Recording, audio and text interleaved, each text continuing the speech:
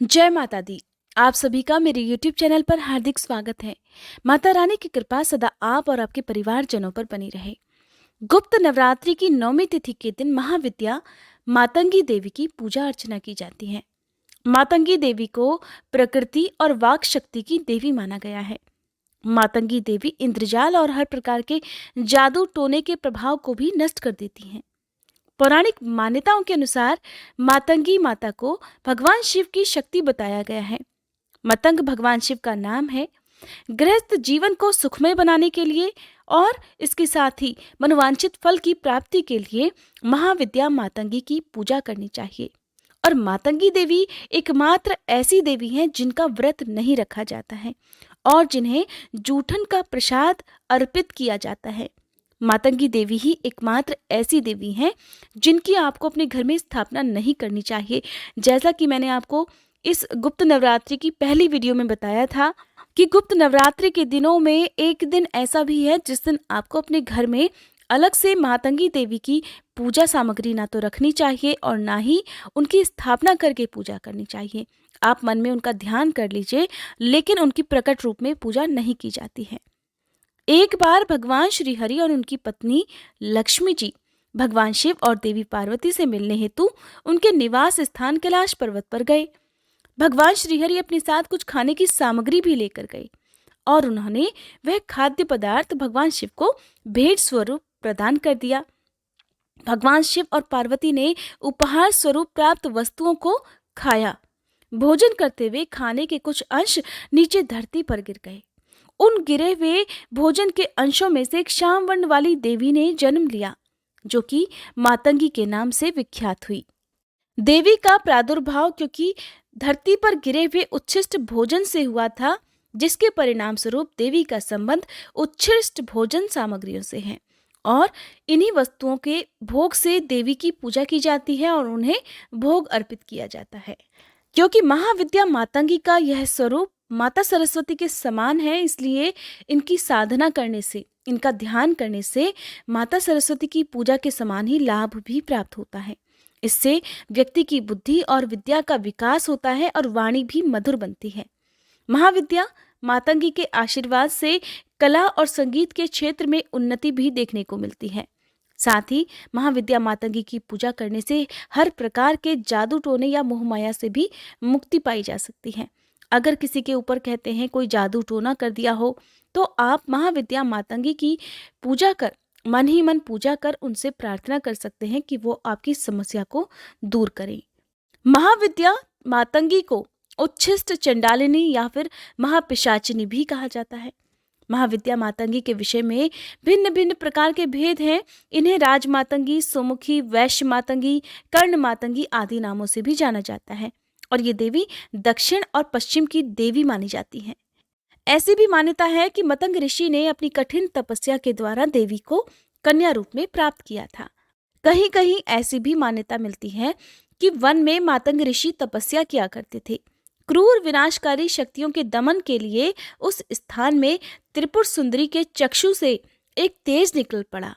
तब देवी काली उसी तेज के द्वारा श्यामल रूप धारण करके राज मातंगी के रूप में प्रकट हुई और उन्होंने मतंग ऋषि की रक्षा की। महाविद्या मातंगी गहरे नीले रंग या फिर श्याम वर्ण की हैं। अपने मस्तक पर अर्धचंद्र धारण करती हैं। इनके 4 हाथ और 3 नेत्र हैं। माँ कमल के आसन पर विराजित हैं। लाल वस्त्र आभूषण और गले में गुंजा की माला धारण करती हैं। माता के अस्त्र खंग, खेटक, पाश और अंकुश हैं और इनके साथ तोता हमेशा रहता है, जो वाणी और वचन का प्रतीक है। महाविद्या मातंगी के बारे में एक और विशेष बात है कि मातंगी देवी को जब जूठन का भोग लगाया जाता है, तब ऐसा कहते हैं कि जब देवी पार्वती को चंडाल स्त्रियों द्वारा अपनी जूठन का भोग लगाया गया, तब सभी देवगण और भगवान शिव के भूतादि गण इसका विरोध करने लगे। लेकिन देवी पार्वती ने चंडालिनों की श्रद्धा को देखकर मातंगी का रूप धारण कर उनके द्वारा चढ़ाए गए जूठन को ग्रहण किया। तभी से ऐसी मान्यता चली आ रही है कि मातंगी देवी को जूठन का भोग लगाया जाता है। आज की पूजा मातंगी देवी के कवच के बिना अधूरी मानी जाती है। कवच इस प्रकार है: हे मातंगी मेरे मस्तक की, भुवनेश्वरी मेरे चक्षु की, तोतला मेरे कर्ण मम और त्रिपुरा मेरे मुख की रक्षा करे। महामाया मेरे कंठ की, माहेश्वरी मेरे हृदय की, त्रिपुरा मेरे पार्श्व की और कामेश्वरी मेरे गुह्य की रक्षा करे। चंडी दोनों उरों की, रतिप्रिया मेरी जंघा की, महामाया मेरे पांवों की और कुलेश्वरी सर्वांग की रक्षा करे। जो मनुष्य इस कवच को धारण करते हैं वह सर्वदान यज्ञ होते हैं और अतुल ऐश्वर्य को प्राप्त होते हैं।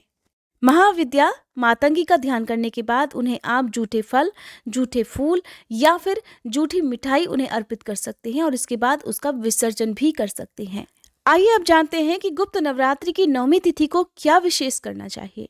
तो देखिए, अगर आपने गुप्त नवरात्रि की केवल पूजा ही की है, पूरे 10 दिन तक आपने नियमों का पालन किया है या 9 दिन तक आपने नियमों का पालन किया है या आपने पूरे उपवास रखे हैं जो कि बिल्कुल गुप्त रूप से रखे जाते हैं, तब भी आपको 10 महाविद्याओं की पूजा, उनका ध्यान अवश्य करना चाहिए। पूजा ना भी कर पाए तो आप उनका नाम लेकर, उनका ध्यान करते हुए आपको गुप्त नवरात्रि में, अगर आपने कोई भी जाने अनजाने में ऐसा काम किया है या आपने गलती से किसी को अपने व्रतों के बारे में, अपनी पूजा के बारे में बता दिया हो, तो उसके लिए महाविद्याएं आपको क्षमा कर सके, ऐसा निवेदन आपको करना है। उसके बाद आपको जो भी सामग्री हो आप दान दे सकें, चाहे वो रुपए पैसे हो, अन्न का, वस्त्र का या पके हुए भोजन का दान अगर आप करना चाहते हैं तो उसके लिए सबसे अच्छा तरीका यही है कि आप मंदिर में जाकर दान कर दें। आप गुप्त रूप से मंदिर में जो दान पेटी है वहां पर भी दान के लिए दक्षिणा डाल सकते हैं, या फिर अगर मिल जाए कन्याएं आपके आसपास, छोटी कन्याएं, तो आप उन्हें गुप्त रूप से उनकी जरूरत का सामान उन्हें दान में दे सकते हैं ताकि किसी को पता भी ना चले, खुद कन्याओं को भी इस बात का ना पता चले। इस तरह से आपको दान देना है। लेकिन प्रकट रूप में जो नवरात्रि की, जिस तरह से हम आम नवरात्रि में कन्या पूजन करते हैं, वो गुप्त नवरात्रि में आपको नहीं करना चाहिए। जिस तरह से आप अष्टमी पूजन करते हैं, उसके अगले दिन अन्न ग्रहण कर लेते हैं, तो उसी तरह से आप कर सकते हैं, लेकिन आपको पूरे 10 दिन तक आपको शुद्ध सात्विक भोजन ही ग्रहण करना है। और जो भी पूजन सामग्री है उसका विसर्जन आपको अपने आसपास या कोई भी पीपल वृक्ष हो या जो पवित्र वृक्ष हमारे धर्म में बताए गए हैं उनकी जड़ में भी आप रख सकते हैं। पूजन सामग्री में अधिकतर जो सामग्री है उसका विसर्जन हम अपने घर के आसपास भी कर सकते हैं, जैसे कि आपके घर में गमले लगे हों, क्यारियाँ हों या आसपास कोई पार्क हो, गार्डन हो, जहाँ पर झाड़ियाँ हो, घास हो, वहाँ पर भी आप उनका विसर्जन कर सकते हैं। अगर आपने कलश की स्थापना की है तो उसके अंदर जो जल भरा होता है उसे आप अपने घर के किसी भी गमले में डाल सकते हैं, अपने घर के मुख्य द्वार पर डाल सकते हैं। ऐसी जगह पर डालना है जहाँ पर किसी का पैर उस जल पर ना पड़े। और जो उसके अंदर आपने आम के या अशोक के पत्ते रखे हुए हैं उनका विसर्जन भी आप इसी तरह से कर सकते हैं। नारियल को आप खुद भी प्रसाद रूप में घर के सभी सदस्यों में बांट सकते हैं। बाहर के किसी भी सदस्य को आपको इस प्रसाद को नहीं देना चाहिए। अगर आपने माता को श्रृंगार अर्पित किया हुआ है तो श्रृंगार की जो सामग्री है या तो आप किसी सुहागिन महिला को उपहार में दे दें, या फिर अगर आप खुद सुहागिन हैं तो उसका प्रयोग भी आप खुद भी कर सकते हैं। इसके साथ ही जो पूजन सामग्री में अक्षत वगैरह आपने माता को अर्पित किए होंगे तो उन्हें आप चिड़ियों के लिए अपनी छत पर डाल सकते हैं। जिस दिन भी आप कन्या पूजन करना चाहते हैं उस दिन अगर संभव हो तो छोटी कन्याओं के पैर छूकर उनका आशीर्वाद जरूर लें। और इस दिन माता के मंदिर में जाकर माता के दर्शन करना भी बड़ा शुभ माना जाता है। संभव हो तो माता के मंदिर में आज के दिन दीपदान करना चाहिए। अगर कोई विशेष मनोकामना है तो उसके लिए कहा जाता है कि आटे के दिए जलाने चाहिए। जब मनोकामना पूर्ण हो जाए तो अपनी सामर्थ्य के अनुसार उतनी ही संख्या में मनोकामना पूर्ति के लिए धन्यवाद देने के लिए आप माता के सामने आटे के दीपक भी जरूर जलाएं, चाहे आप घी के दीपक जलाएं या तिल के या सरसों के तिल के।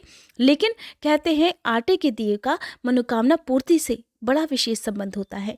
ये थी आज की जानकारी। उम्मीद करती हूँ ये वीडियो आपको पसंद आई होगी। वीडियो अगर अच्छी लगी हो तो कमेंट बॉक्स में जय माता दी जरूर लिखिएगा।